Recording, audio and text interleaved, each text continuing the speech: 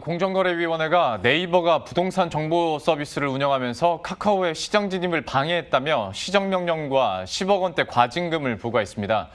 네이버 쇼핑의 불공정 운영을 둔 판단도 곧 내려질 텐데요. 규제 당국과 네이버의 대립 양상에 대해서 서정근 기자와 함께 이야기 나눠보도록 하겠습니다.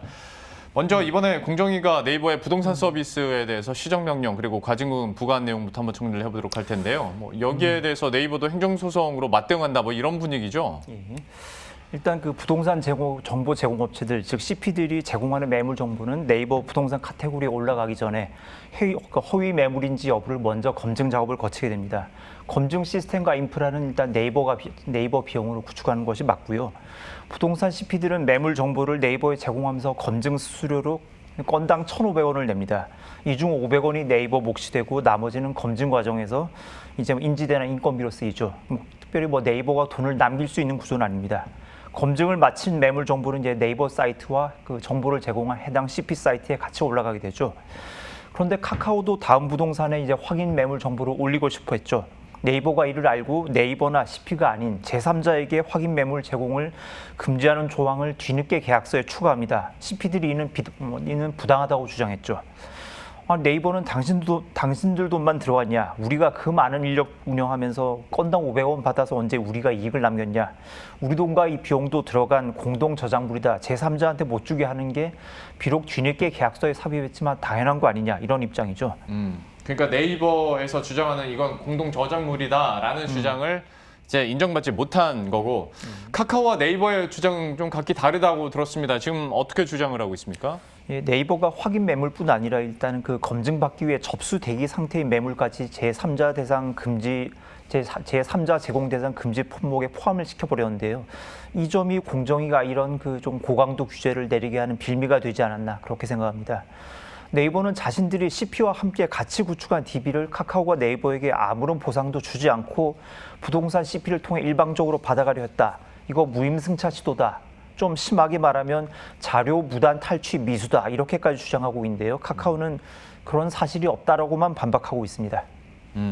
그런데 이제 네이버 입장에서는 그러니까 공정위의 결정이 내려졌는데 행정소송으로 맞대응하겠다라는 거지 않습니까? 그러면 만약에 이렇게 됐을 때 네이버가 실제로 승소할 수 있는 가능성도 있는 겁니까? 일단 제 입장에서도 공정위 판단을 원한 그대로 받아들이고 승복하기는 쉽지 않았겠다 그런 생각이 우선 들었고요.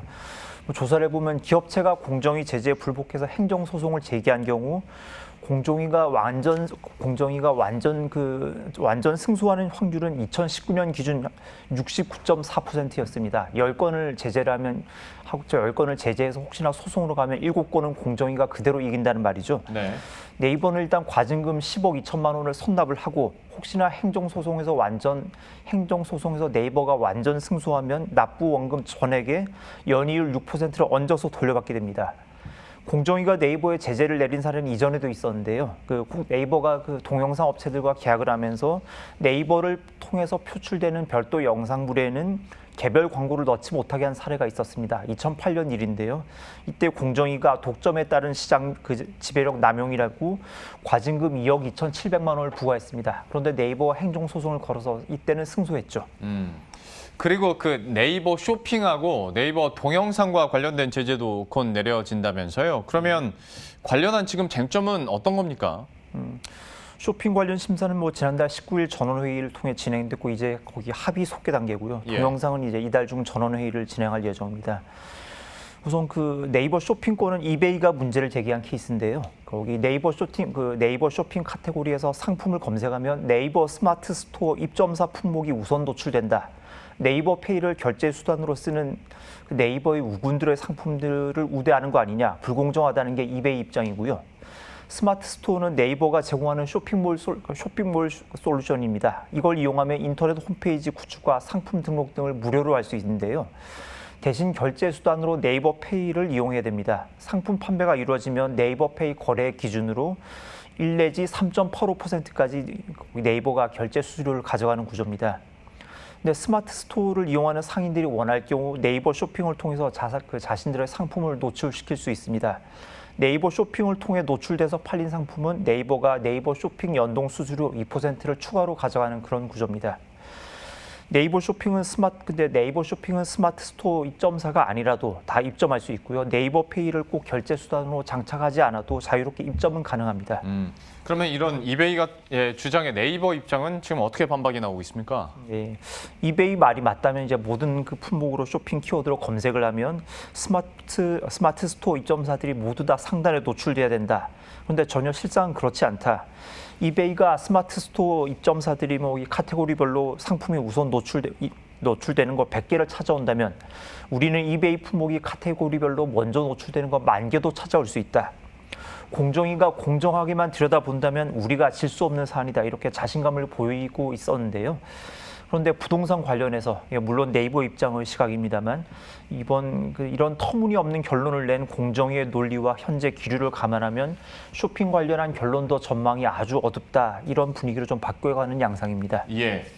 그 이해진 네이버 창업자를 총수로 이제 공정위가 지정하려고 할 때 좀 네이버 측에서 의의를 제기한 적이 있었다고. 이것도 사실 근데 굉장히 이례적인 사례 아닙니까? 이게 좀 어떻게 됐었던 일인지, 그리고 이때부터 사실 좀 대립각이 있었다, 신경전이 있었다라는 그래서 해석들도 물론 결과론적이지만 나오긴 하는데 이거는 실체가 어떻습니까? 우선 뭐 대기업 총수로 지정되면 그 총수 6,000인의 혈족이 그 많은 결사 중에서 어느 한 곳이라도 지분을 취득하면 다 신고를 해야 되잖아요. 그런데 예. 저 같은 경우도 제 6,000이 있는지 누구인지 저도 사실 잘 몰라요. 아마 다 많은 사람들이 그럴 것 같습니다. 예. 이 규제는 재벌기업 순환 출자를 통한 지배구조를 감시하기 위한 그런 규제인데 이런 네이버 같은 신흥 인터넷 미디어 기업들에 적용하기에는 너무 올드한 잣대라는 게 그 네이버 주장이었죠. 근데 공정위 입장에서는 지금 법이 어쨌든 지금 법이 엄존하고 있고 남들은 다 이 규제를 지키는데 왜 네이버만 유난이냐라고 생각했을 법은 합니다. 네이버 내부에도 이때부터 뭔가 실타래가 꼬였다라고 생각하는 경향이 좀 있는데요. 다만 이러한 문제가 공정위 이번 규제에 영향을 미쳤다고 예단하기는 좀 어려운 일이죠. 현 정부는 큰 정부를 지향합니다. 다들 알고 있는 것처럼 많은 예산을 들여서 공공부문을 크게 키우고 시장에 적극적으로 개입하려는 속성이 있기 마련이죠. 요즘 코스피 시가총액 매기면 네이버, 카카오, NC소프트가 탑10에 들어갑니다. 배달의 민족은 이제 음식 배달 시장을 완전히 장악하고 있죠. 현 정부 색채, 공정위라는 기관의 특성상 플랫폼을 장악해 성장한 신흥 그 인터넷 재벌들이 지배력 남용을 하는지 안 하는지 여부를 들여다보는 것은 일견 자연스러운 일이긴 합니다. 물론 당하는 입장에서는 공정위는 과연 늘 공정한가, 오류가 없는가 고민이 많을 수밖에 없죠. 온라인 쇼핑 시장 자체가 워낙 급성장하는 추세입니다. 언택트 기류와 맞물려서 플랫폼 사업자들이 가장 치열하게 영토 싸움을 하고 있는 분야이기도 하죠. 공정위가 네이버 쇼핑을 두고 어떤 결정을 내릴지는 부동산보다도 훨씬 더 파급 효과가 큰 일이죠, 사실. 이제 관련한 결론을 내린 과정에서 적용하는 법 해석과 철학이 내년 중 공정위가 내놓을 플랫폼 독점 규제 방지법의 수위를 미리 보여주는 그 바로미터가 될 전망입니다. 어제 오늘 이틀 동안 지금 네이버 주가가 계속 약세를 보이고 있는데 이는 관련된 전망이 좀 어두워 보인다라는 기류를 느꼈기 때문이겠죠. 네이버가 공정위 제재에 이례적으로 좀 격한 반응을 보이고 있는데 뭐 억울함일 수도 있겠는데요. 이번 싸움이 정부 정책 기조를 결정하는 큰 흐름을 가르는 분기점이 된다고 네이버가 봤기 때문이라고 생각합니다. 예. 지금까지 서정근 기자와 함께했습니다. 잘 들었습니다.